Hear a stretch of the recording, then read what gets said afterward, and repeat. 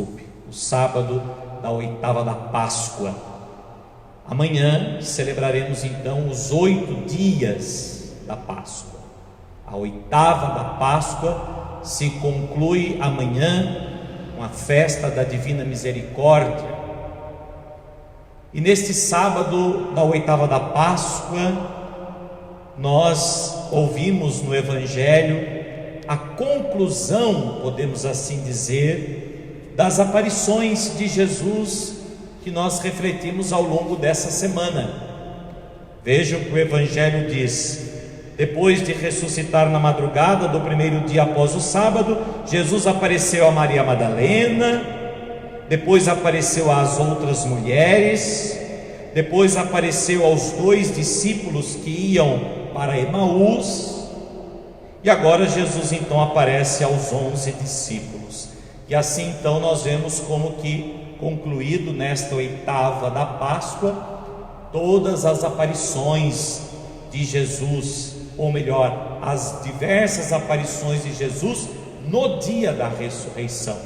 E amanhã nós iremos refletir no Evangelho, no domingo da oitava da Páscoa, justamente a primeira aparição de Jesus 8 dias depois da Páscoa. Mas até hoje estamos refletindo as aparições de Jesus no dia da Páscoa, já que a oitava da Páscoa é justamente 8 dias em que nós celebramos o dia da Páscoa, o dia da ressurreição. E interessante que cada uma das aparições de Cristo ressuscitado, ela termina com uma atribuição de Jesus, com uma tarefa apostólica. Na verdade, toda a nossa experiência de Deus, meus irmãos, é sempre dom e tarefa. O dom vem de Deus.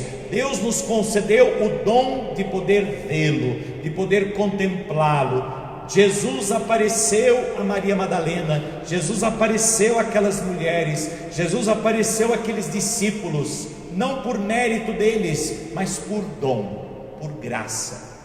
Mas ao mesmo tempo, todo dom exige de nós uma tarefa apostólica.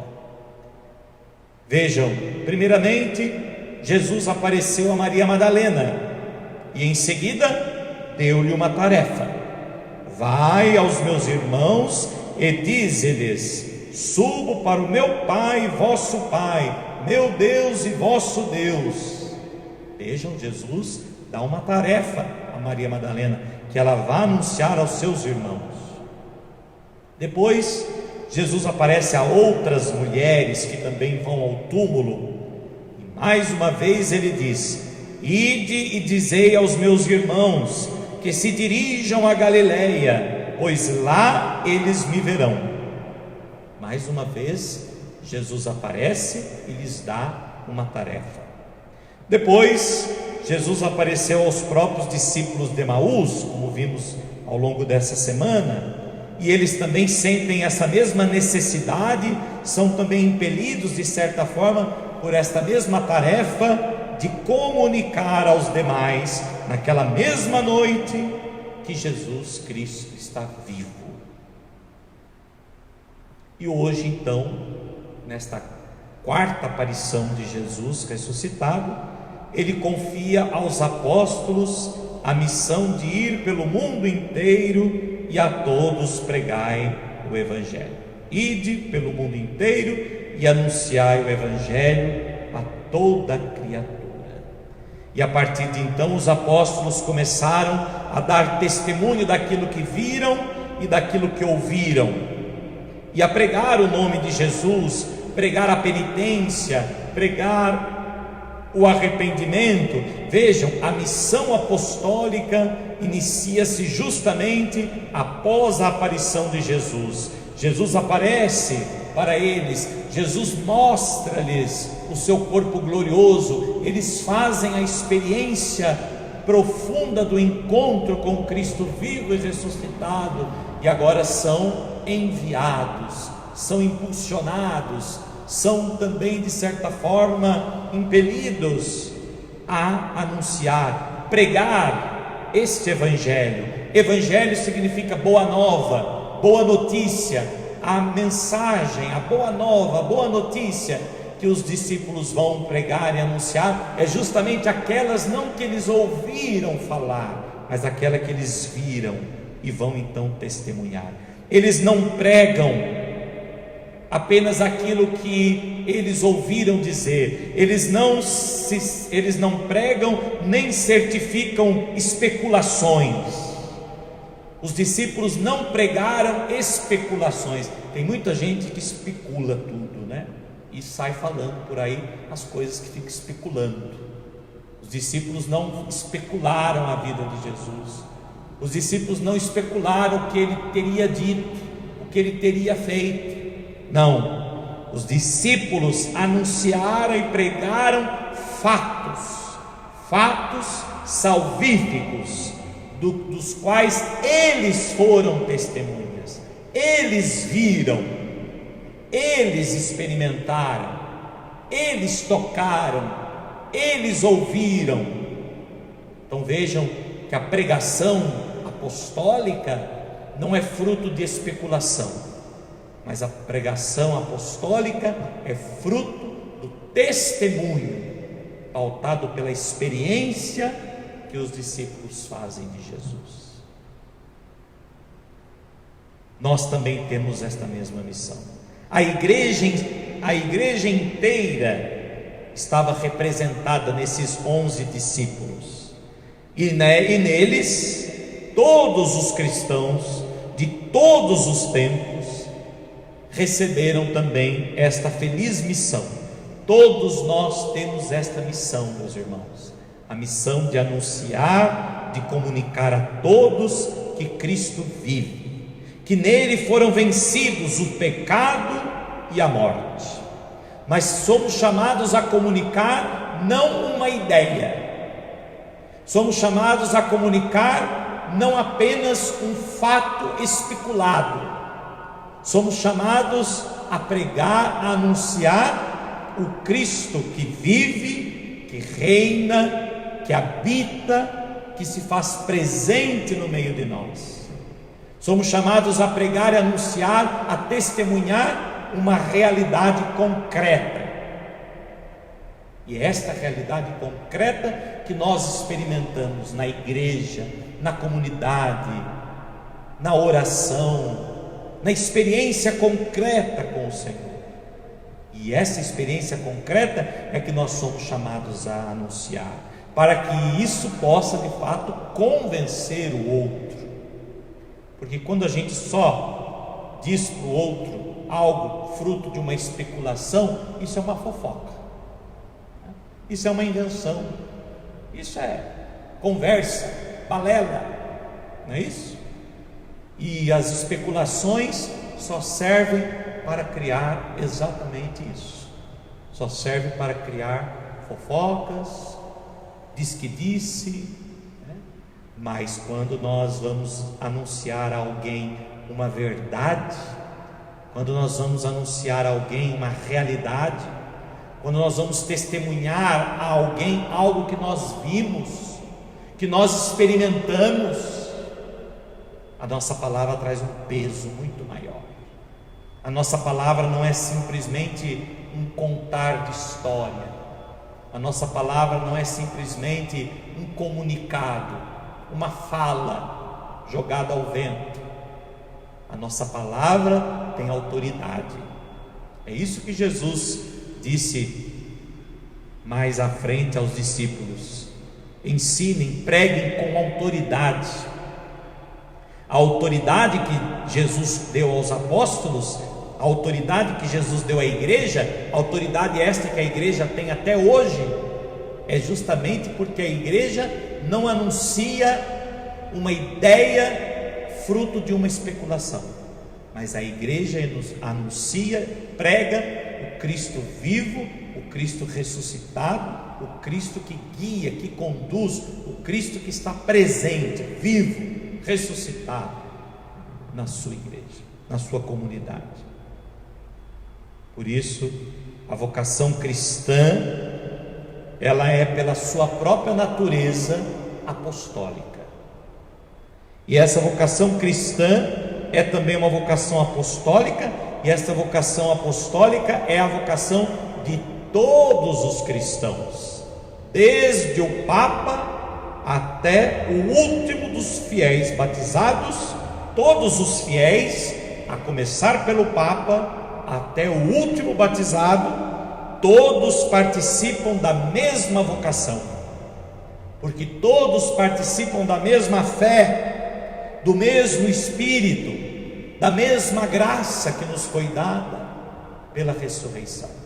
E por isso, se todos participamos da mesma vocação, da mesma fé, do mesmo Espírito, da mesma graça, todos participamos também da mesma e única missão, a missão de Cristo e a missão da igreja, que é anunciar justamente a conversão, o arrependimento dos pecados e a salvação. Ninguém nos deve impedir o exercício deste direito e o cumprimento deste dever. Ninguém pode impedir que nós possamos exercer esse direito e cumprir esse dever como cristãos, de anunciar a salvação. Houve uma confusão na primeira leitura de hoje e acabaram lendo a leitura de amanhã, mas a leitura de hoje diz exatamente isso.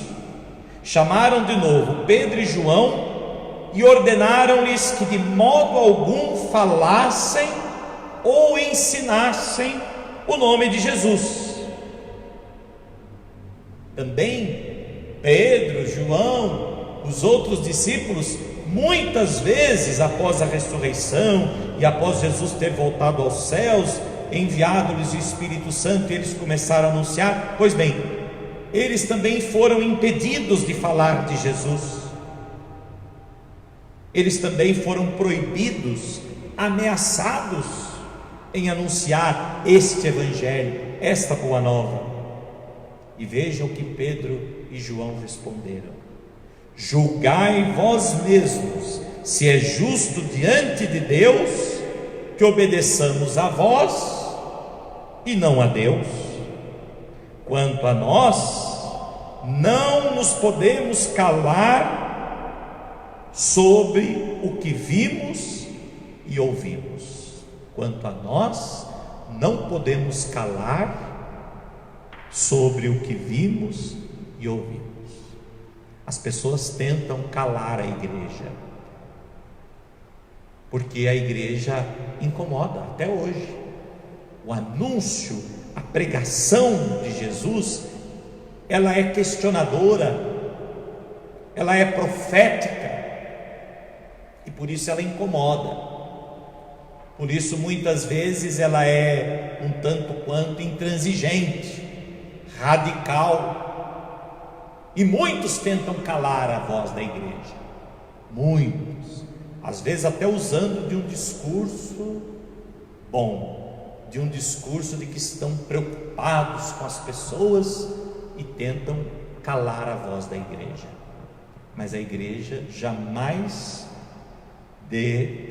será vencida, ou a igreja jamais se dará por vencida, porque a igreja fundada por Cristo é aquela que anuncia justamente aquilo que viu, e aquilo que ouviu, e aquilo que experimentou: Cristo ressuscitado, aquele que destruiu a morte. Ninguém mais poderá destruí-lo, nem mesmo a morte, porque ele destruiu a morte. Por isso Jesus vai dizer mais tarde a Pedro: tu és Pedro, sobre esta pedra edificarei a minha igreja, e o poder do inferno não poderá vencê-la. Ninguém pode vencer a pregação da igreja. Por isso, meu irmão e minha irmã, você talvez esteja se sentindo de certa forma impedido, proibido, porque não pode vir à igreja, porque não há celebrações, porque isso ou aquilo, esse tempo de pandemia exige de nós a reclusão em casa, etc. Mas veja, você não está impedido de anunciar Jesus Cristo. Você não está impedido de testemunhá-lo. Você deve testemunhá-lo ainda com maior ousadia, com vivadez. Você deve anunciar Jesus Cristo aí na sua casa, junto dos seus familiares. Dê testemunho de Jesus. Mostre que nada, nem ninguém, nem uma pandemia, nem um vírus pode impedi-lo de testemunhar Jesus Cristo, pode impedi-lo de anunciar, pregar o Evangelho. E para isso você não precisa nem sair de casa. Na sua própria casa, junto dos seus, você pode dar testemunho de Jesus. Você pode cumprir a sua vocação apostólica, a sua vocação cristã, a sua vocação batismal, a vocação da qual Cristo confiou aos seus apóstolos e a todos nós. Ide e anunciai pelo mundo inteiro. Esta é a mensagem da salvação. Não podemos ficar calados. A ignorância à nossa volta é muito grande, e é verdade. A ignorância ao nosso redor é muito grande, como é grande também o erro e as inúmeras pessoas que muitas vezes estão perdidas, desorientadas, por não conhecerem o Senhor. Ao nosso redor nós vemos isso diariamente, quase que diariamente. Pessoas desorientadas, pessoas perdidas, pessoas que de certa forma estão deixando-se conduzir pelo erro, cegas pelo erro, porque não conhecem o Senhor. Pois bem, ide e anunciai. Ide e anunciai, como nos diz o Evangelho. Ide e anunciai. Ide e ensinai. Essa é a nossa missão: anunciar, ensinar, conduzir, para que, conduzindo as pessoas a Deus, sobretudo aquelas que estão desorientadas, aquelas que estão perdidas, conduzi-las a Jesus, fazendo-as também fazer a sua experiência pessoal com Cristo, possam tomar consciência também da sua vocação apostólica, que é também delas, que pertence também a elas. Vejam então, Cristo ressuscitou para todos, é o dom que Ele ofereceu a todos, mas ao mesmo tempo, esse dom oferecido a todos é também tarefa de todos. Se ao mesmo tempo é dom poder acolher a ressurreição, poder acolher a vida nova que Cristo ressuscitado nos traz, ao mesmo tempo também esse dom exige de nós, esse dom é também tarefa e exige o nosso testemunho, exige a nossa pregação, exige também o nosso testemunho fiel ao Senhor. Assim seja. Amém.